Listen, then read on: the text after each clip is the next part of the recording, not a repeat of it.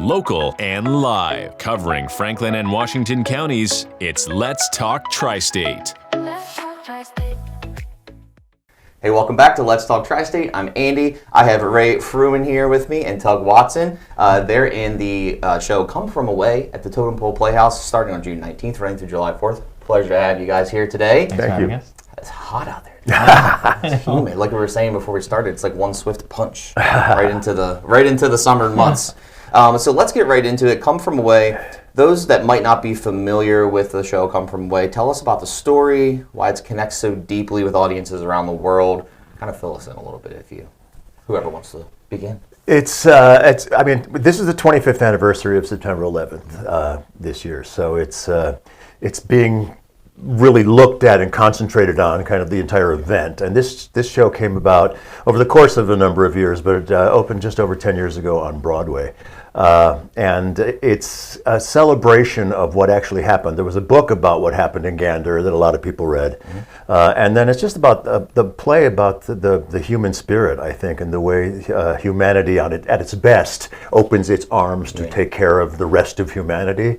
And it was a very surprising event, I think. And the show is it's a fabulous blend of, it's very, very funny, and it's very, very heartbreaking, and it's all of those things all at once. It's really a brilliant piece of theater. Yeah, it's the true story of how 38 planes were forced to land in this very small town off the coast of Newfoundland on 9/11, and then this town of Gander and surrounding villages and other smaller towns came together and made the passengers feel like comfortable and as comfortable as they could on that day.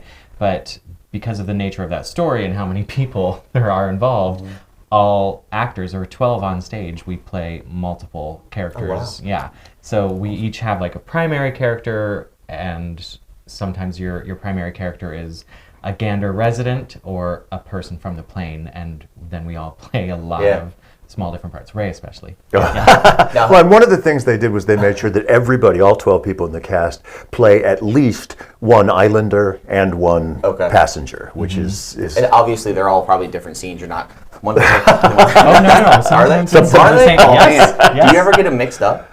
Well, so far. It's only a week and a half in rehearsal, but yes. All right, I don't think I could do that. That's amazing. Props to you guys. So a lot of people also talk, September 11th obviously remembered for many, many reasons, but September 12th, the day after, a lot of people say they miss that feeling. How does this show kind of capture that emotion, that feeling? Well, that's what's made the show so enduring and popular and just about a decade, is that it isn't about the tragic events of 9/11. It is about the immediate sense of community and faith in humanity that just came so obvious to the world on September 12th. This show, you said it debuted on Broadway how many years ago?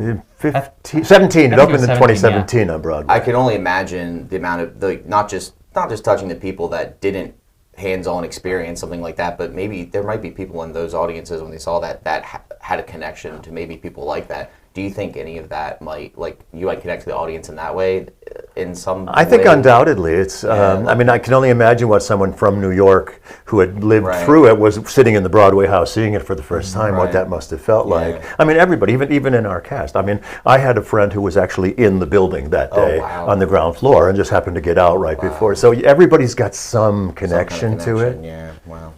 I remember that day very vividly. I was a lot younger then, but yeah, it was definitely a day. And I remember the day after as well, vividly as well.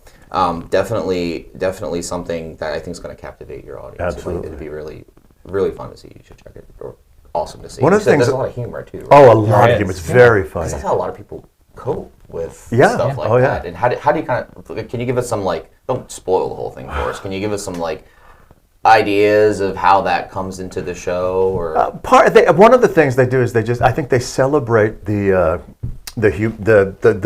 down to earth folksiness of some of the people in town, and just their automatic, the way they respond to situations, and sometimes things that are not funny at all. It's gallows humor. It's just sometimes it just comes out as humor because you don't know what else to do. Right, and that's how some people cope too. One of the most obvious ways of showing that would be through one of the characters I play.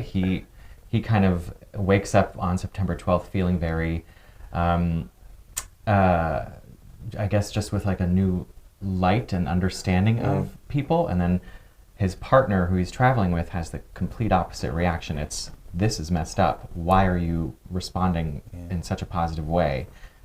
The world is on fire, you know. So it shows the duality, you know, and everyone's very unique responses. Yeah. So, like we talked about before, one of the most remarkable aspects of your show is how your guys' small cast portrays those dozens of different people.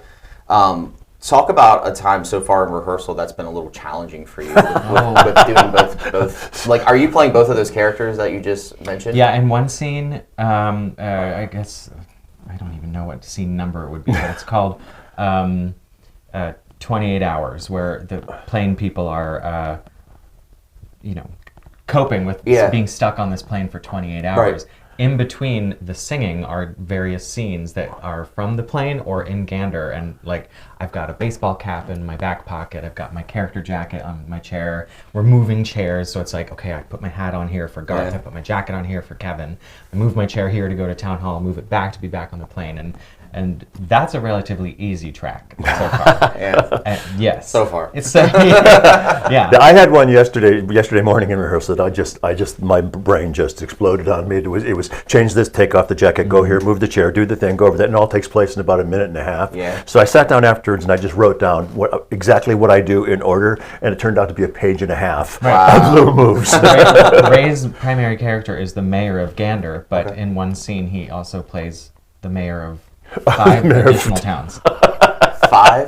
Yeah. Man, you do have your hands busy. That sounds like more than a page. And that's one of the places where we talk about the humor. That's where they've chosen a great place to. Here's a hat. Here's a mustache. Here's some glasses. Here's this. Just change the voice, change the hat, change the thing. Well, that's the other thing. So I mean, the Newfoundland accent is it's unique. Yeah. You know, it's not quite Irish. It's not quite Midwest. So we have a brilliant dialect coach on our team as well, and that was a big part of our first couple days of rehearsal. So we're going from playing either American or British characters to Newfoundland Canadians. Yeah. Have you guys ever had a show where you've had to play multiple characters before? Is this your first one? one? Yeah. I don't know about to this extent. All the time. Usually not maybe like five or 6 layers. It's an ensemble show like this, and it's also what kind of falls into the category what they call docudrama, where you're telling the story and doing. So there are a number of shows like this. Not many musicals like this that I'm aware of, and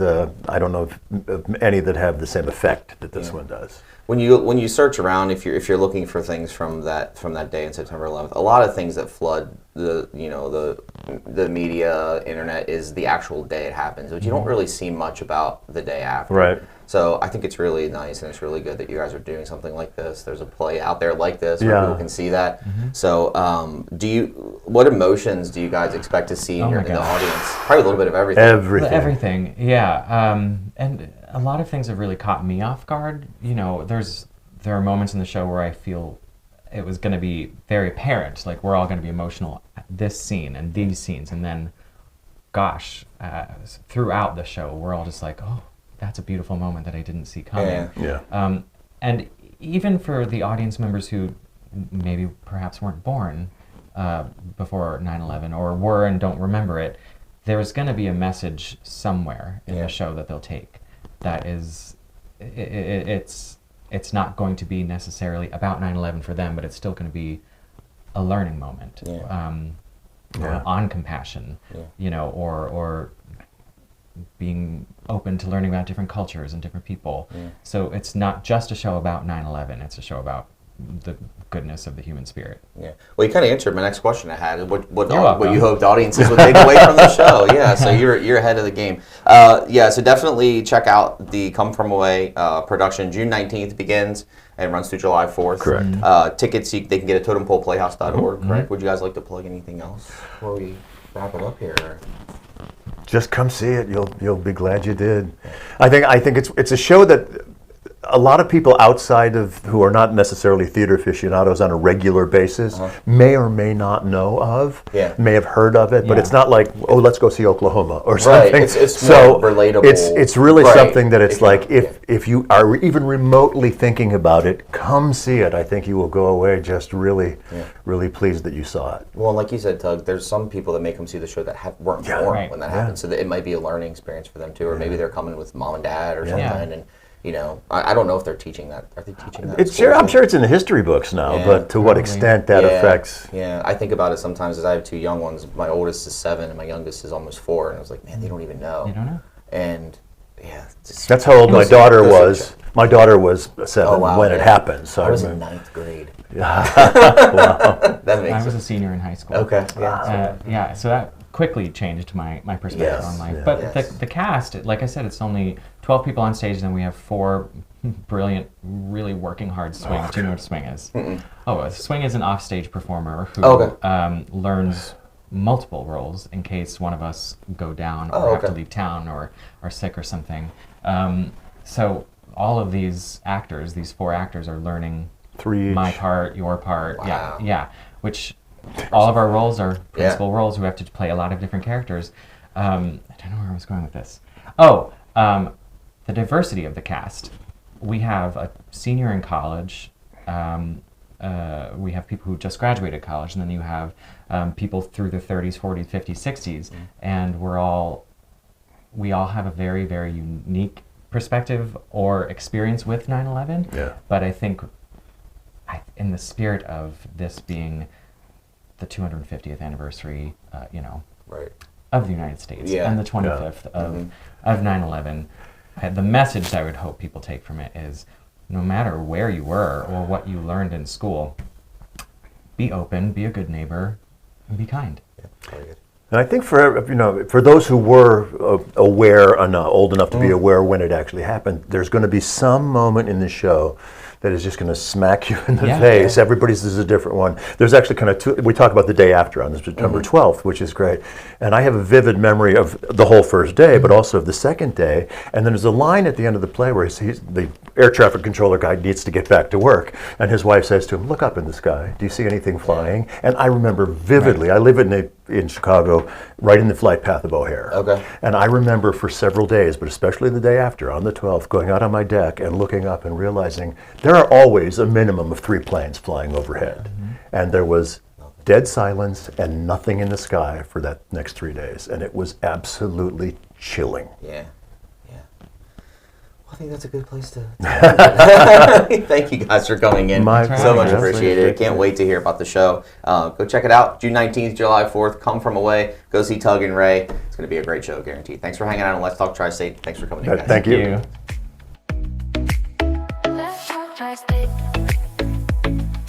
If you'd like to be featured on an upcoming episode of Let's Talk TriState, call 717-597-9200 or email letstalk@921thegoat.com.